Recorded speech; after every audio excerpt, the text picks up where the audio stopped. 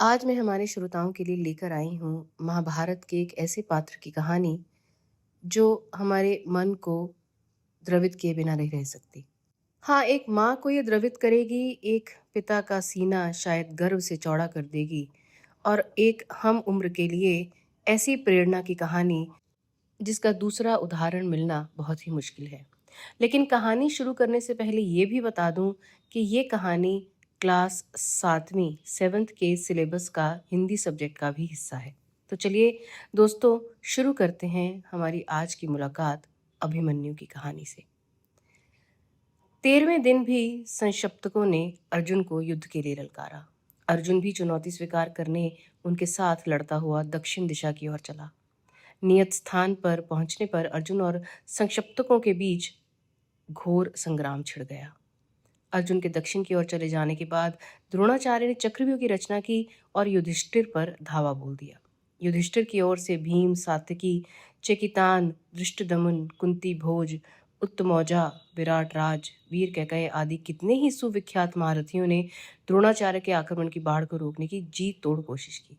फिर भी द्रोण का वेग उनके रोके नहीं रुका। ये देखकर सभी महारथी चिंता में पड़ गए। सुभद्रा का पुत्र अभिमन्यु अभी बालक ही था, फिर भी अपनी रणकुशलता और शूरता के लिए वह इतना अधिक प्रसिद्ध हो चुका था कि लोग उसको कृष्ण एवं अर्जुन की समता करने वाला समझते थे। युधिष्ठिर ने इस वीर बालक को बुलाकर कहा, बेटा, द्रोण के रचे हुए चक्रव्यूह को तोड़ना हमारे और किसी वीर से हो नहीं सकता। अकेले तुम ही ऐसे हो जिसके लिए द्रोण के बनाए इस व्यूह को तोड़ना संभव है। तुम द्रोण की सेना पर आक्रमण करने को तैयार हो? यह सुनकर अभिमन्यु बोला, महाराज, इस चक्रव्यूह में प्रवेश करना तो मुझे आता है, पर प्रवेश करने के बाद कहीं कोई संकट आ गया तो व्यूह से बाहर निकलना मुझे याद नहीं है।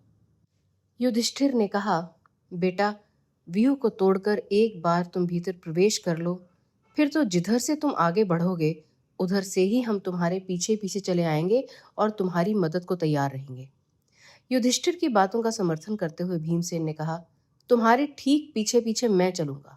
धृष्टद्युम्न, सात्यकी आदि वीर भी अपनी अपनी सेनाओं के साथ तुम्हारा अनुकरण करेंगे। एक बार तुमने व्यूह को तोड़ दिया तो फिर यह निश्चित समझना कि हम सब कौरव सेना को तहस नहस कर डालेंगे।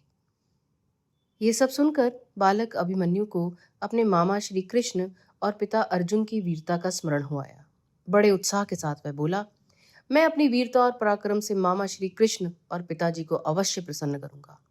सुमित्र, वह देखो, द्रोणाचार्य के रथ की ध्वजा, उसी ओर रथ चलाओ, जल्दी करो। अपने सारथी को उत्साहित करते हुए अभिमन्यु ने कहा और सारथी ने भी उसी ओर रथ चलाया। अभिमन्यु की आज्ञा मानकर सारथी ने उधर रथ बढ़ा दिया। कौरव सेना में हलचल मच गई। अरे, अभिमन्यु आया और उसके पीछे पीछे पांडव वीर भी चले आ रहे हैं। द्रोणाचार्य के देखते देखते उनका बनाया हुआ व्यूह टूट गया और अभिमन्यु व्यूह के अंदर दाखिल हो गया।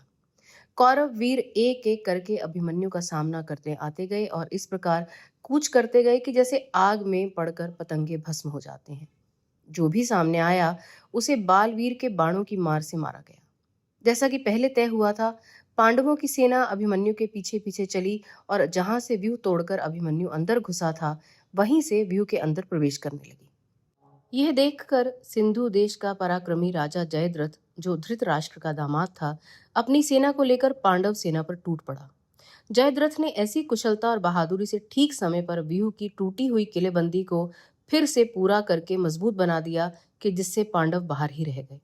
अभिमन्यु व्यूह के अंदर अकेला रह गया, परंतु अकेले अभिमन्यु ने व्यूह के अंदर ही कौरवों की उस विशाल सेना को तहस नहस करना शुरू कर दिया। जो भी उसके सामने आता खत्म हो जाता था। दुर्योधन का पुत्र लक्ष्मण अभी बालक था, परंतु उसमें वीरता की आभा फूट रही थी। उसको भय छू तक नहीं गया था। अभिमन्यु की बाण वर्षा से व्याकुल होकर जब सभी योद्धा पीछे हटने लगे तो वीर लक्ष्मण अकेला जाकर अभिमन्यु से भिड़ गया। वह वीर बालक भाले की चोट से तत्काल मृत होकर गिर पड़ा। यह देखकर कौरव सेना आर्त स्वर में हाहाकार उठी। अभिमन्यु का इसी क्षण वध करो, दुर्योधन ने चिल्लाकर कहा और द्रोण, अश्वत्थामा, बृहद्बल, कृतवर्मा आदि 6 महारथियों ने अभिमन्यु को चारों ओर से घेर लिया।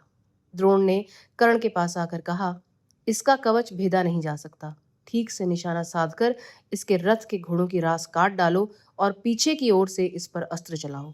कर्ण ने यही किया। पीछे की ओर से बाण चलाए गए। अभिमन्यु का धनुष कट गया, घोड़े और सारथी मारे गए, वह रथ विहीन हो गया। तुरंत ही अभिमन्यु ने टूटे हुए रथ का पहिया हाथ में उठा लिया और उसे घुमाने लगा। इस समय अभिमन्यु भयानक युद्ध कर रहा था। यह देखकर सारी सेना एक साथ उस पर टूट पड़ी। उसके हाथ का पहिया चूर चूर हो गया। इसी बीच दुशासन का पुत्र गदा लेकर अभिमन्यु पर झपटा।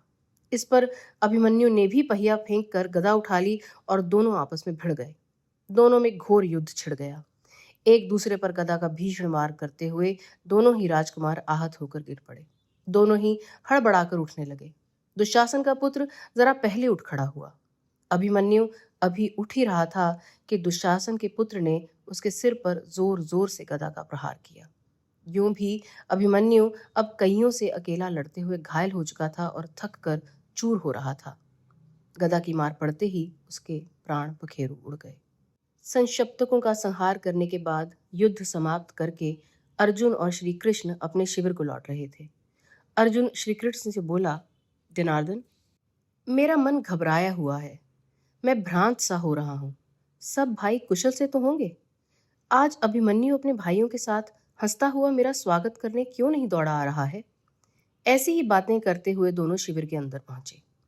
किसी के कुछ न कहने पर भी अर्जुन ने परिस्थिति देखकर अपने आप ही सब बातें ताड़ ली और तब उससे रहा नहीं गया। सब कुछ जान जाने पर वह बुरी तरह से बिलखने लगा। श्री कृष्ण की बातें सुनकर अर्जुन थोड़ा शांत हुआ। उसने अपने इस वीर पुत्र की मृत्यु का सारा हाल जानना चाहा। उसके पूछने पर युधिष्ठिर बोले, मैंने ही अभिमन्यु से कहा था कि चक्रव्यूह को तोड़कर भीतर प्रवेश करने का हमारा रास्ता बना दे, तो हम सब तुम्हारा अनुकरण करते हुए व्यूह में प्रवेश कर लेंगे। मेरी बात मानकर वीर अभिमन्यु उस अभेद्य व्यूह को तोड़कर अंदर घुस गया। हम भी उसी के पीछे पीछे चले। हम अंदर घुसने ही वाले थे कि पापी जयद्रथ ने हमें रोक लिया। उसने बड़ी चतुरता से टूटे हुए व्यूह को फिर से ठीक कर दिया। हमारे लाख प्रयत्न करने पर भी जयद्रथ ने हमें प्रवेश नहीं करने दिया। इसके बाद हम तो बाहर रहे और अंदर कई महारथियों ने एक साथ मिलकर उस अकेले बालक को घेर लिया और मार डाला। युधिष्ठिर की बात पूरी भी नहीं हो पाई थी कि अर्जुन आर्त स्वर में बोले, हाँ बेटा, कहकर मूर्छित होकर गिर पड़े। चेत आने पर वे उठे और दृढ़ता पूर्वक बोले, जिसके कारण मेरे प्रिय पुत्र की मृत्यु हुई है, उस जयद्रथ का मैं कल सूर्यास्त होने से पहले वध करके रहूंगा। यह मेरी प्रतिज्ञा है। यह कहकर अर्जुन ने गांडीव पर जोर से टंकार की। सिंधु देश के सुप्रसिद्ध राजा वृद्ध के पुत्र जयद्रथ को जब अर्जुन की प्रतिज्ञा का हाल मालूम हुआ तो वह दुर्योधन के पास गया और बोला, मुझे युद्ध की चाह नहीं है, मैं अपने देश चला जाना चाहता हूँ। यह सुनकर दुर्योधन ने उसको धीरज बंधाया और बोला, सैंधव, आप भय न करें। मेरी सारी सेना आपकी रक्षा करने के लिए नियुक्त की जाएगी, आप निशंक रहें। दुर्योधन के इस प्रकार आग्रह करने पर जयद्रथ ने उसकी बात मान ली। सवेरा हुआ। शस्त्रधारियों में श्रेष्ठ आचार्य द्रोण ने सेना की व्यवस्था करने में ध्यान दिया। युद्ध के मैदान से 12 मील की दूरी पर जयद्रथ को अपनी सेना एवं रक्षकों के साथ रखा गया। उसकी रक्षा के लिए कर्ण, अश्वत्थामा, शल्य, वृषसेन आदि महारथी अपने सेनाओं के साथ सुसज्जित होकर तैयार खड़े थे। अर्जुन पहले भोजों की सेना पर टूट पड़ा। कृतवर्मा और सुदक्षिण पर एक ही साथ हमला करके वह उनको परास्त करते हुए श्रुतायुद्ध पर टूट पड़ा। जोरों की लड़ाई छिड़ गई। श्रुतायुद्ध के घोड़े मारे गए।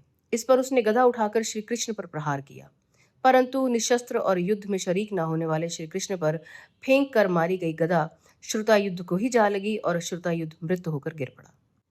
इस पर काम्भोज राज सुदक्षिण ने अर्जुन पर जोरों का हमला कर दिया, किंतु अर्जुन ने उस पर बाणों की ऐसी वर्षा की कि उसका रथ चूर चूर हो गया। उसके कवच के टुकड़े टुकड़े हो गए और छाती पर बाण लगने से काम्भोज राज हाथ फैलाता हुआ धड़ाम से गिर गया। इस प्रकार अपना गांडीव हाथ में लिए हुए असंख्य वीरों का काम तमाम करता हुआ अर्जुन आगे बढ़ता गया और कौरव सेना के समुद्र को चीरता हुआ अंत में उस जगह पर जा पहुंचा जहां जयद्रथ अपनी सेना से घिरा हुआ खड़ा था। अर्जुन का रथ जयद्रथ की ओर जाते हुए देखकर दुर्योधन चिंतित और दुखी हुआ। जयद्रथ की रक्षा के लिए नियुक्त वीरों ने जब यह सुना तो उनके दिल एक बारगी दहल उठे और भूरिश्रवा, कर्ण, वृषसेन, शल्य, अश्वत्थामा, जयद्रथ आदि आठों महारथी अर्जुन का मुकाबला करने को तत्पर हो उठे। दोस्तों, महाभारत की कहानी में कुछ पात्र ऐसे हैं जो आपके मन पर अपनी छाप सी छोड़ जाते हैं। उनमें से कर्ण के ऊपर एक एपिसोड मैं पहले बना चुकी हूँ और आज मेरा मन था अभिमन्यु के बारे में बात करने का। लेकिन एक पात्र और ऐसे हैं जिनकी भूमिका और योगदान के बिना महाभारत संभव ही नहीं है, और वो हैं भीष्म पितामह। जल्द ही एक एपिसोड लेकर आऊंगी उनके बारे में। तब तक आप हमें सुनते रहिए और हमसे जुड़े रहिए। मैं हूँ रोशनी और आप सुन रहे हैं शॉर्ट स्टोरीज विद रोशनी।